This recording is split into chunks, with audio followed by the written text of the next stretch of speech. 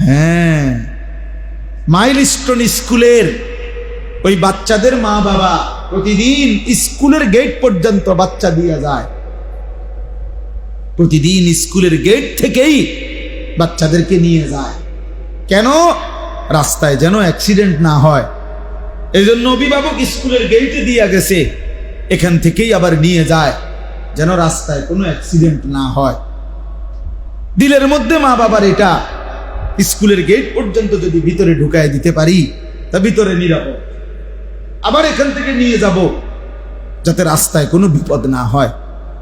আর আজিমের মালিক আল্লাহ, তিনি যেন বলে, না বান্দা, মূলত আমি নিরাপদ রাখলে নিরাপদ, আমি নিরাপদ না রাখলে নিরাপদ না।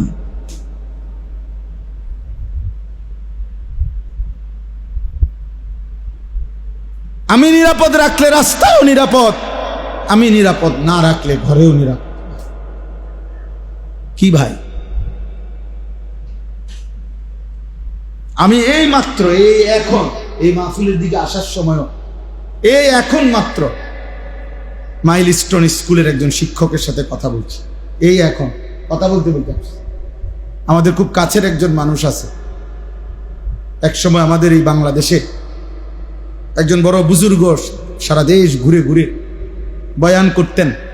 আমাদের বেতুয়ার হাশেম শাহ হুজুর, আবুল হাশেম হুজুর, বেতুয়ার হুজুর, এই উনার আপন ছেলে এই মাইলস্টোন স্কুলের টিচার,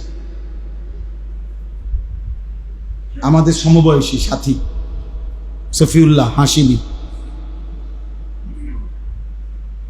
ও আমাদের সমবয়সী।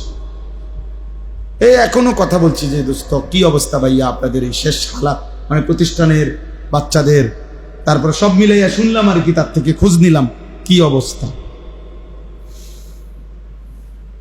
তো উনি বলতেছে যেই ভবনটা ভাঙছে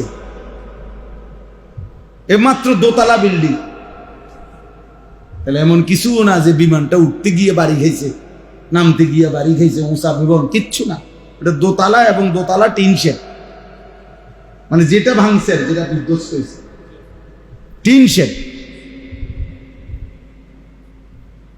তো কার ফয়সালা? মূলত রবের ফয়সালা, রবের ফয়সালা। এই জন্য ছেলেরা ভাবতে শিখো, ভাবতে শিখো।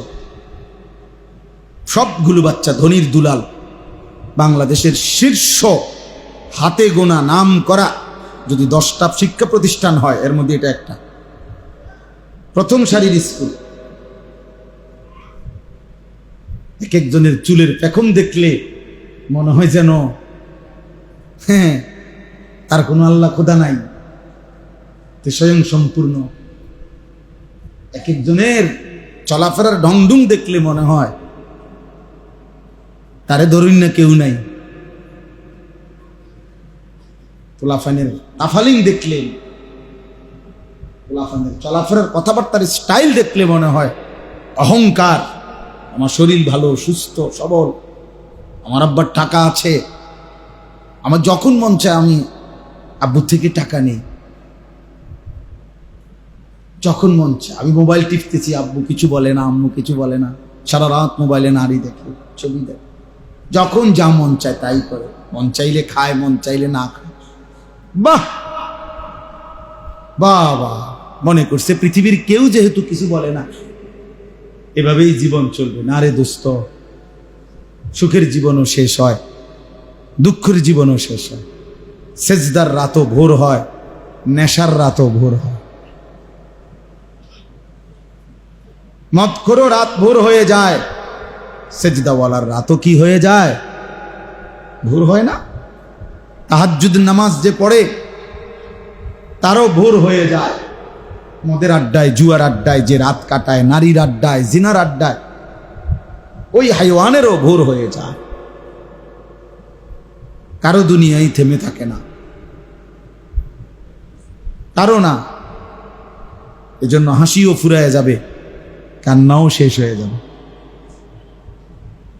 কয়দিন পরে এই ছোট্ট মাসুম বাচ্চাদের ব্যথাও সবাই ভুলেই যাবে।